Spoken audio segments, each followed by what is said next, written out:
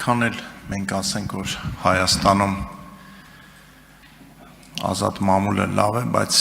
որքան էլ ասենք, որ ընդդիմություն չէ եւ այլ երկրների շահերն է հետապնդում, բայց դրանից դժում է մեր ժողովուրդը, հոգեբանորեն է դժում, որովհետեւ երբ որ անդադար տարբեր ալիքներով 2-3 այսպես կոչված վերլուծաբան ասում են այ վաղը էս ինչ ուղղությամբ են հարձակվելու, մյուս օրը էս ինչ ուղղությամբ, հետո էս չէ, եթե հիմա չեն հարձակվել, այն մյուս օրն են հարձակվելու եւ դա անդադար սփռվում է, մեր ժողովրդի հոգեկան առողջությունը արդեն խնդրահարույց է դառնում։ Մարդիկ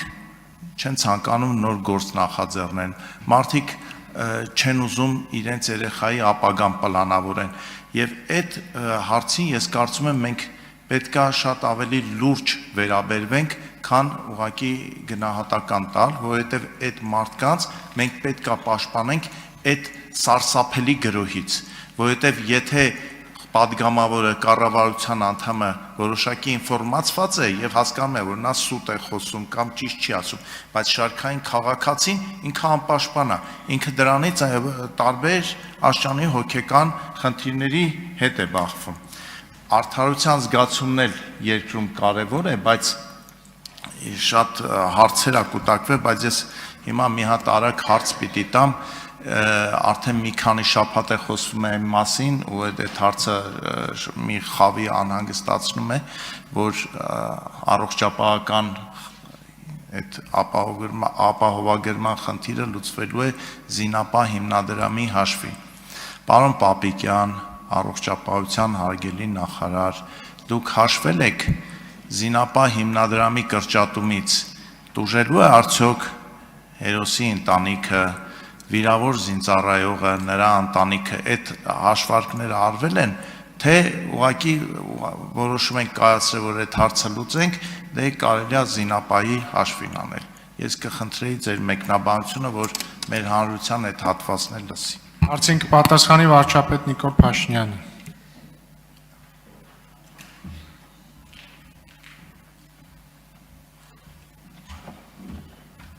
Շնորհակալ եմ պարոն Նազարյան հարցի համար, բայց ամենայն հարգանքով ձեր հարցն էլ է նման քիչ առաջ ձեր նշած վերլուծաբանի հարց։ Որովհետև պետությունը ստանձնել է պարտավորություն, որևէ մեկը հայտարարել է, որ պետությունը իր նախկինում ստանձնած պարտավորությունը չեղարկում է եւ զրոյացնելու է այդ պարտավորությունը։ Այսինքն հարց առողջապահության ապահովագրության բանը լուծվելու է Զինապահ հիմնադրամի հաշվին։ Այսինքն ես ձևակերպում արդեն ինքնին պրոբլեմա։ Որևէ մեկը ասել է, ոչ քաղաքացիները հիմա վճարում են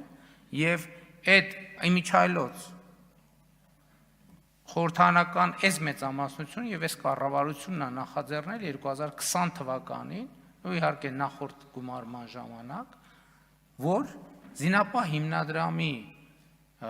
վճարումները ավելացել են էականորեն պատերազմից հետո։ Ինչի են ավելացել, որ պետությունը իր ստանձնած պարտավորությունները ամբողջությամբ կատարի։ Հիմա մենք տեսնում ենք, որ պետության հիմնադրամում այնքան գումար է արդեն կուտակվել, որ ինքը իր տոկոսներով եւ այլնով շատ երկար ժամանակ բոլոր պարտավորությունները կկատարեն։ Հիմա մարդիկ Զինապահ հիմնադրամի նկատմամբ լրացուցիչ 5 տարի պարտավորություն են կատարել, որը տասնամյակներով ապահովելու է հիմնադրամի բնականon գործում։ Այդ մարդիկ իրավունք չունեն իրանց առողջության վրա ծախսեն այդ գումարը։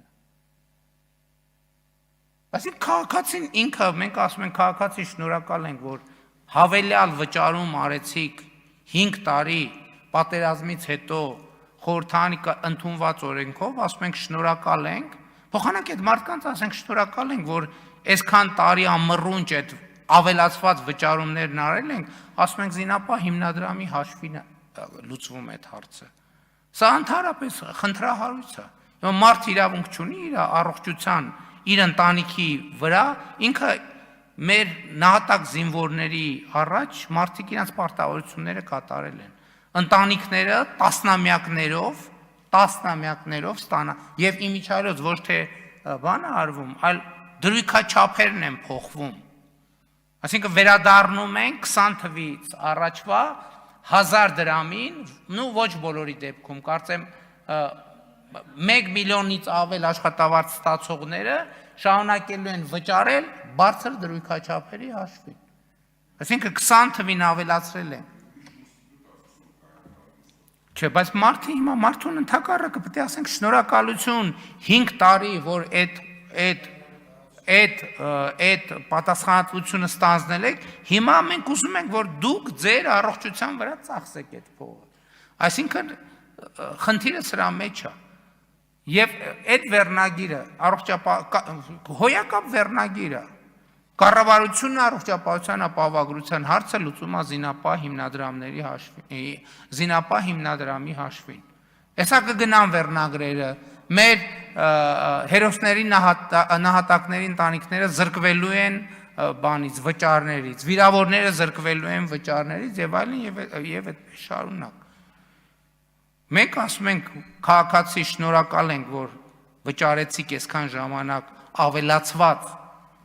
երբեմն կրկնապատիկից ավել է 1000 դրամից դառել է 5000 դրամ, 10000 դրամ, 15000 դրամ, 15 պատիկ ավելացրել ենք մենք մարդկանց համար այդ վճարումները, հիմա մարդկանց ասում ենք ձեր առողջության վրա ստացվում է, որ մենք զինապահ հիմնադրամի հաշվին ենք այդ խնդիրը լուծում։ Ես խնդրում եմ, որ մենք բան լինենք, մի քիչ զգույշ լինենք այս։ Բայց ձեր ուղիղ հարցին ուղիղ պատասխանում եմ, ոչ բոլոր ստանձնված պարտավորությունները լիարժեք կատարելու են։ Զինապահ հիմնադրամում միջոցները բավարար են, որովհետև եթե չեմ սխալվում, քանի տարով էր զինապահ հիմնադրամում ստանձնած պարտավորությունը շատ երկար տարիներով էր։ Այսինքն դա ցկյանս պարտավորություն է, ճիշտ է։ Չէ, ավելի շատ է։ Ցկյանս չի այդ պարտավորությունը։ Վերջը ինչ պարտավորություն որ ստանձնած է, զինապահ հիմնադրամը բավարար ֆինանսական շրջանառություն ունի այդ պարտավորությունները լիարժեք։ Չի կարա տենց բան լինի։ Հասկանում եք, տենց բան ընդհանրապես չի կարա լինի։ Դա հազար ներողություն եմ խնդրում, պարոն Նազարյան, ամենան հարգանքով։ Բայց դա այդ բանն է, որովհետև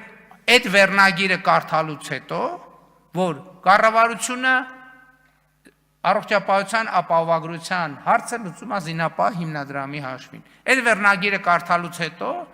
հաջորդ եզրակացությունը անխուսափելի է, այս երկիրը կործանվում է։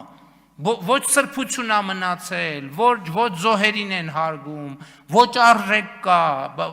կործանվում է այս երկիրը։ Որտեւ 21-րդ դարի մարդը մենք բոլորս մենք տեքստ չենք կարդում, մենք վերնագիր ենք կարդում։